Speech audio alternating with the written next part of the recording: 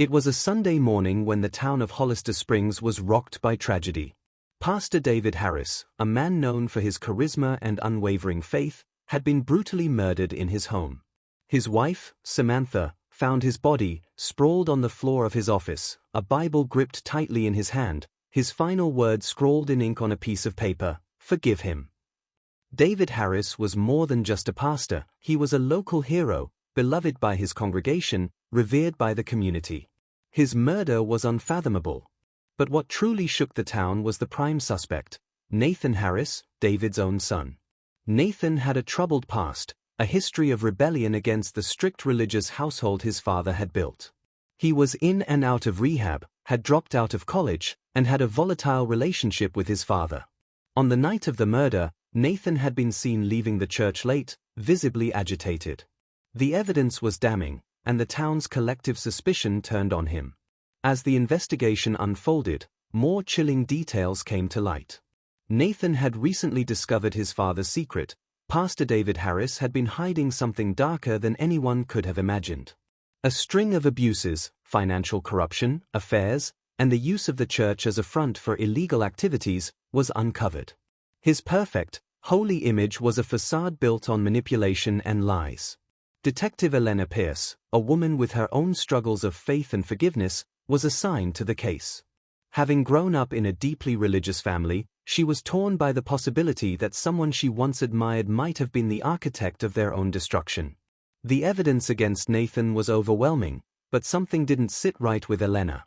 She began her own investigation into the events leading up to Pastor Harris's death, diving into his personal journals, church records, and even reaching out to Nathan's estranged friends.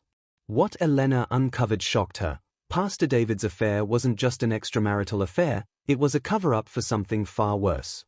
He had been secretly involved in a network of shady businessmen, using the church's charity funds to launder money and divert donations. Nathan had discovered the truth, and his father had been trying to protect him from the consequences of exposing it. But there was one more bombshell: David Harris's murder didn't appear to be the work of his son. As Elena pieced together the puzzle, she found that someone else had been manipulating events from the shadows. A former church member, a man who had been shunned for his own dark past, was revealed to be orchestrating the entire scheme. This man had plotted the murder not just to silence David, but to frame Nathan and destroy the Harris family name completely. Nathan had been framed, manipulated, and set up to take the fall for his father's death. The shocking truth finally came to light in a tense confrontation between Elena, Nathan, and the killer. As Elena closed in on the real murderer, Thomas Blake, a former member of the church whose own crimes had been swept under the rug, Nathan faced his deepest demons. He had struggled with anger, addiction, and a constant battle with the memory of his father's authoritarian love. Now, he had to face the man who had not only taken his father's life but had nearly destroyed his own. But the most chilling moment came when Nathan learned the final words his father wrote before he died: "Forgive him." Pastor David had known who the true killer was, and he had forgiven him even in his last moments. Nathan was cleared of all charges, but his journey of redemption had just begun. The discovery of his father's dark side shook him to his core, but in the midst of the pain, he began to reflect on his own actions and his broken relationship with both his father and God. Elena, who had never quite understood forgiveness in her own life, was deeply moved by Nathan's decision to extend the same mercy his father had shown, even after everything that had happened.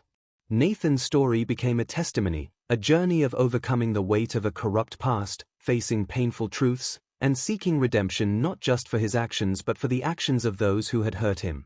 As he began to rebuild his life, he took over his father's ministry, not as a perfect man, but as a redeemed one, scarred yet willing to offer the same grace his father had shown, even in his last breath. Years later, Nathan stood in the pulpit of his father's church, delivering a sermon not on the perfection of faith, but on the power of forgiveness and redemption. The church, once divided by scandal, was healing. Detective Elena Pierce, now a close friend of Nathan, attended the service. She had long since reconciled with her own complicated faith, inspired by the healing Nathan had experienced. She had learned that true justice isn't just about punishment, it's about the transformation that comes with recognizing our shared humanity and the grace we extend to one another. The town of Hollister Springs, shaken by tragedy, had found a new sense of peace, a peace built not on the perfection of its people, but on the acceptance of their flaws and the redemptive power of grace.